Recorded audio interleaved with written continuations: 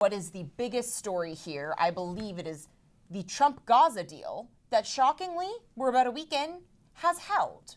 Does this secure Donald Trump's Nobel Peace Prize, or is the deal still at risk of falling apart? This definitely does not go even close to securing Donald Trump's Peace Prize. And you answered, the second part of your own question yourself, because, there's still a lot of work left to do, if we're quoting Trump's top negotiators, Jared Kushner and Steve Witkoff, on getting to the end game, right? We're in currently phase 2 of an undetermined amount of phases. It's a fluid situation, this 20-point plan that the president, I think against everyone's expectations, actually got Israel and Hamas to get on board with. Where we are as of Tuesday morning, as you're watching this, is the hostages have been fully exchanged.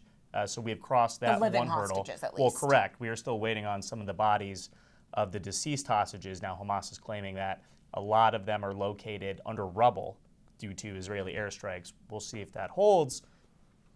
But the violence has started to pick back up again. Both Hamas executing Palestinians in Gaza. There is some reporting that this is sort of a local power play of, lower tier Hamas members, disobeying leadership and trying to show other rival gangs or criminal enterprises in Gaza that they're not getting out of there once, we progress through the ceasefire.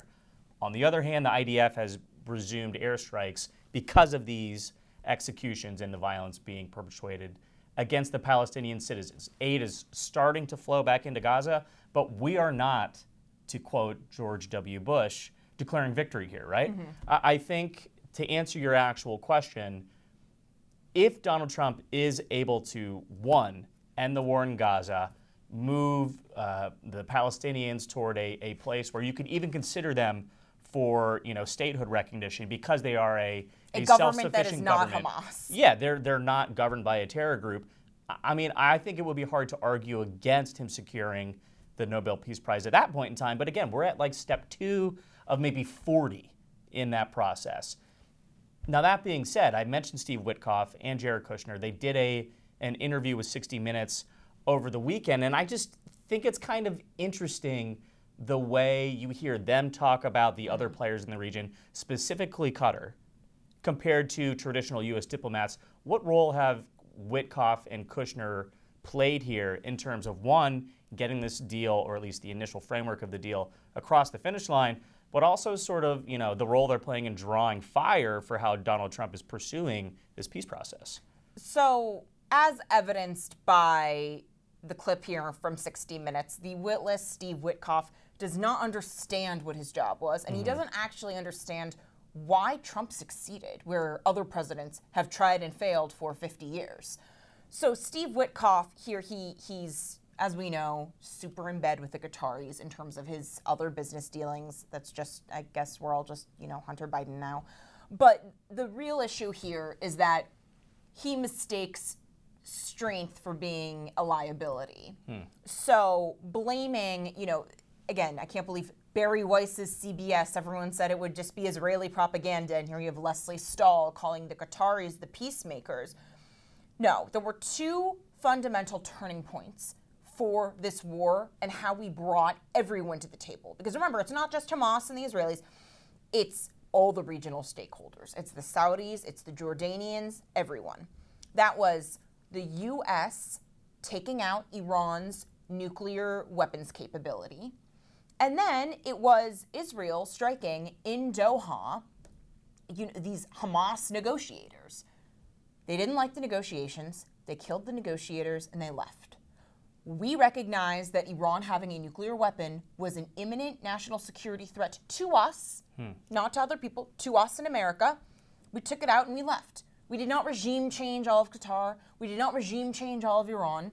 We just took out the threats and left. And that's part of how we got everyone to the table.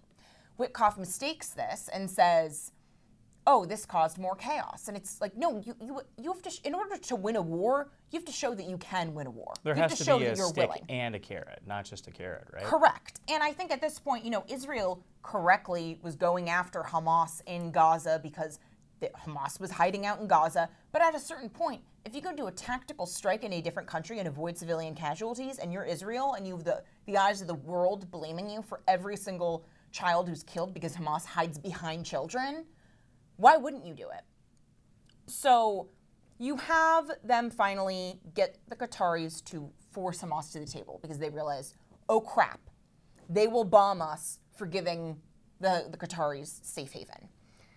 Now, I find it really interesting, the international pushback and alliances that have been built here. The Saudis immediately, on day one, were warning, you do not want Qatar to be the center of this deal, because Qatar is very much still, embedded. There's a lot of these Wahhabist extremists embedded in the Qatari government in a way that MBS is totally extricated from the Saudi government. Saudi Arabia did not go to Egypt for that Egyptian summit. Right. Netanyahu, we knew Netanyahu wouldn't go because Erdogan basically threatened to nuke the entire thing. Well, he tried to go, and Trump had even suggested at the White House that he was going to see Bibi in Egypt, and everybody was like, wait a second, are you sure? It was all Erdogan. Oh, Erdogan said he would turn the plane around if Bibi showed up, and the Saudis didn't go.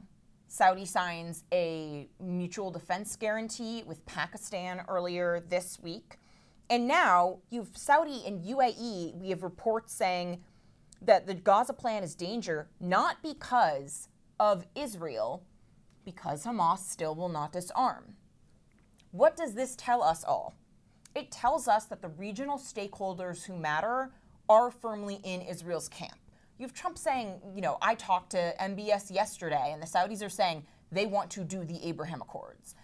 And also, you have more clandestine documentation being released that shows the Saudis never stopped militarily allying with the Israelis. Yeah. They can't officially have diplomatic relations, but it is a case of enlightened despotism where, so what if the population doesn't want this? MBS does, and that is kind of, it goes to give the central lie of neoconservatism. Sometimes the best way to achieve liberal progress is through illiberalism, not through democracy promotion. Yeah, illiberalism with a very hefty financial incentive for regional players to get on board with, right? Exactly. Capitalism. We all win, baby.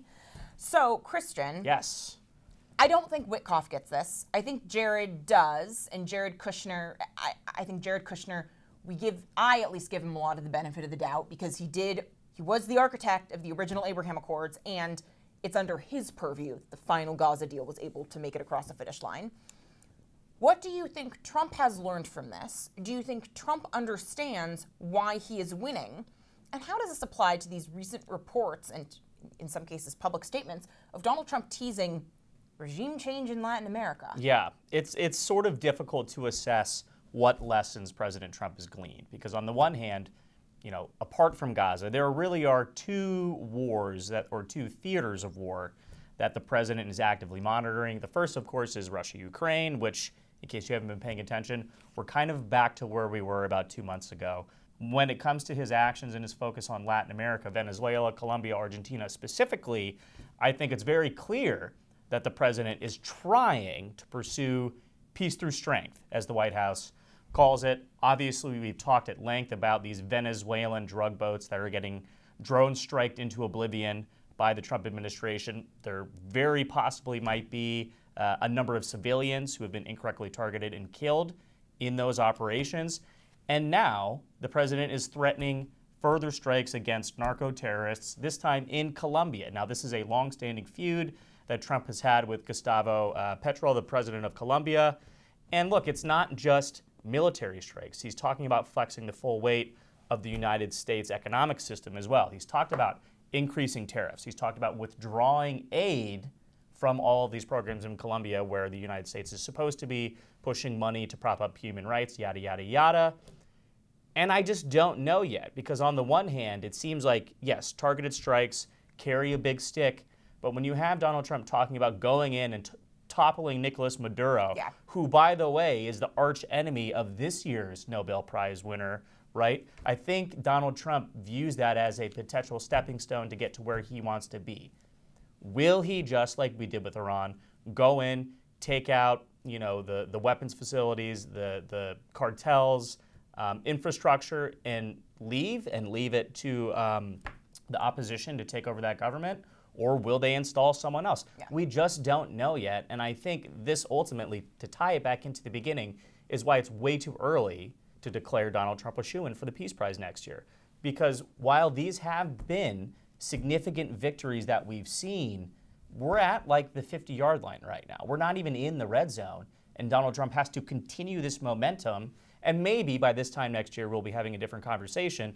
But right now, it doesn't seem like he's necessarily grasped all these lessons that we do know Steve Witkoff and other members of his team, like you mentioned, have been missing. So I guess we'll just have to wait and see.